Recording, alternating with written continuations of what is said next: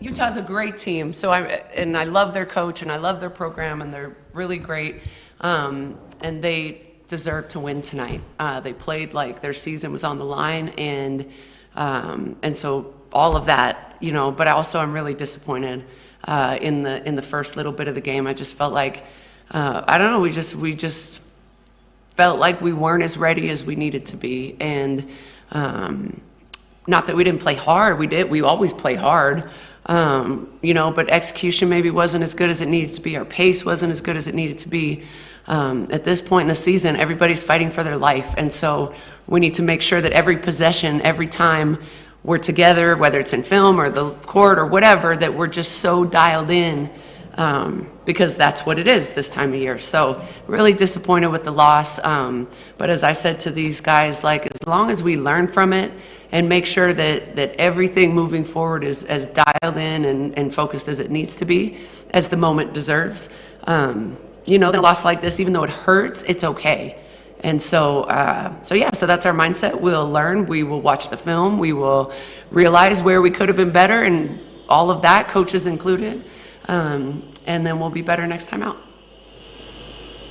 Des, how tough was this one when you're so close and you look at, I think it was 5 of 17 on layups tonight, just so many of those missed opportunities and the shots weren't falling? How frustrating is it that you're that close and a lot of it was just maybe that execution the coach is talking about? I mean, it's really frustrating. It was us. There's really no excuse for it. We missed easies, weren't really rebounding. It's us. There's nothing else to say. I know you all can chime in on this, but you mentioned playing hard, but with 3 games in 7 days, did you feel fatigue kind of played a factor, in terms of the execution tonight? Maybe a little bit, but not. I don't think so. No, I mean, we're in phenomenal shape. These guys can go forever. I don't know. I think you played a ton of minutes, but no, I don't think we're tired.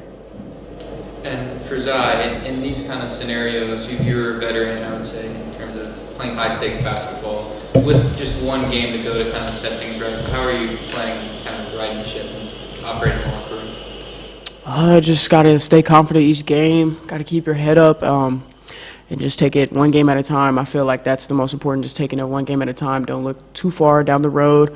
Control what we can control. We can't control where they have us in the rankings, where they put us. We just got to do our best to win and play our best each and every game.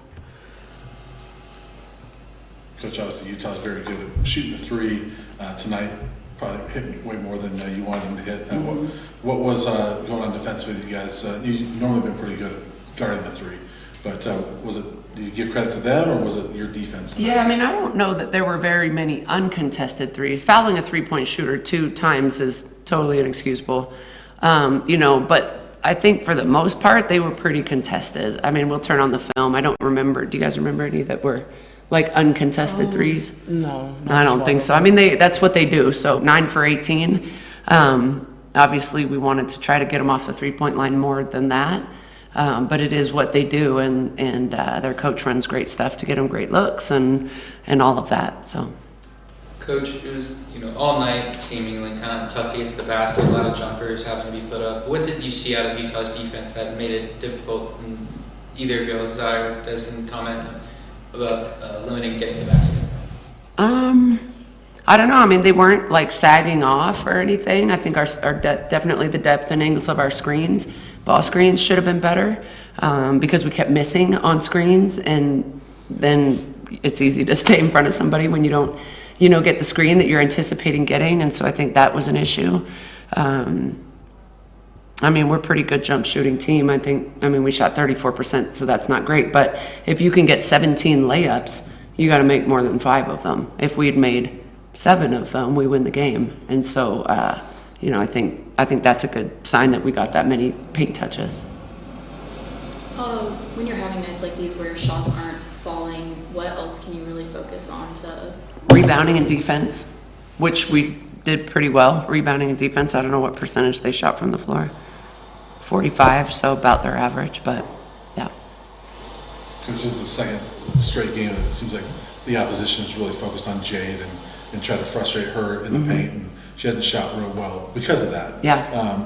Are you seeing that the teams have started to, because she was on a nice run before that of games. Do you feel like teams are starting to focus on her a little bit more? Probably. I mean, she's our all-conference senior that has been really, really good the last month or so. And the great thing about this team is we have a lot of other players that can, I mean, you can see in the stat sheet, these guys showed up, AD showed up, you know, Jade Crook showed up. Like, it's not just a one-trick pony. So we just need to make sure that we watch the film and figure out, okay, so if they are doubling here or if they are, you know, doing this, here's the read and here's where we'll make a different decision next time and things like that.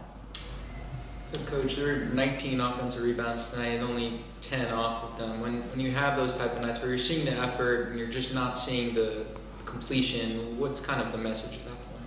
Well, I think when we turn on the film, we'll see there were some opportunities to go back up with it. So the effort's great, but we got to be able to take advantage, you know, of the offensive rebound. And I do think there were times we did go back up with it, and we missed, I think, 4 on one possession alone. You know, which is what we need. I mean, we don't want to miss them, but you got to go up strong with it, and you got to be able to put it in.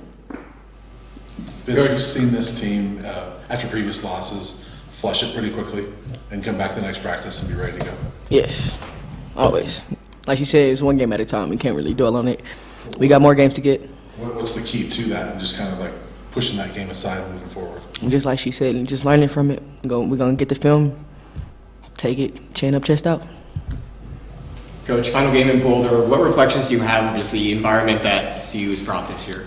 Yeah, I mean, I think that I wish the crowds were bigger here. I think our team is worthy of bigger crowds. I think we play tremendous basketball. I think we have great students and they're great in the community, and this team does everything right and deserves to play in front of 6,000-7,000 people a night.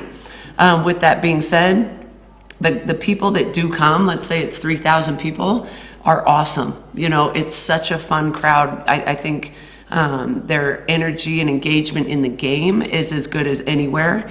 We just need more of them, you know. But I think our team loves playing in Boulder. We love our fans. We love the families that are able to come. And so it is a great environment. And obviously we had a great record at home. And then Zion, Des, what are your perspectives on that? Have you just been enjoying playing in Boulder this year? Yes, I've really enjoyed it. Like she said, I mean, the people that do come, they're loud, they give energy. We would love to see more, you know, still some open seats, but I feel like we got a good environment. Like, it could be worse, so, like, I'm grateful for who does show up. About the same, like she said it all, I'm not gonna lie. Going on the road to BYU now, it's a team you guys beat by 30 last time, and now coming off a loss, is there kind of a different approach you guys are going to take to, you know, with it also being on the road, going for a 5th straight road win? Mm-hmm. Is that, what's kind of the changed approach, if there is one? Honestly, I don't think it would matter where we play or who we play. Our mindset is going to be 100% just ready for the next game. You know, I think again, just being frustrated and disappointed with this loss will propel us and fuel us to be supremely motivated. I also told the team BYU will be supremely motivated. You know, they've probably been chomping at the bit to get back to this game in Provo, where they play really well, and they will have a tremendous crowd. And so it'll be definitely a dogfight. I want to ask one more, kind of on the flip side, with, you know, still a very good stretch over the latter half of the season. It's been the 11th game in a row for the starting lineup, and only 2 you guys had to roll out throughout conference play. And just the rotation has been pretty healthy, besides the season-ending injuries with Kennedy and Claire. As opposed to last year, where things were, you know, shifting around a lot. How important is that continuity going to be going into the conference tournament? Yeah, I mean, I think we have been, knock on wood, we've been healthy, and I think everyone's pretty comfortable with their role, and we should be at this point in the season. Everyone knows, you know, who's going to do what and sort of who comes in and out, and, you know, people ready to play and contribute off the bench. I think we had a ton of points off the bench. 34 points off the bench is, you know, and that's how we like it. We love to bring in those scoring punches, and so yeah, I think we're very comfortable with that.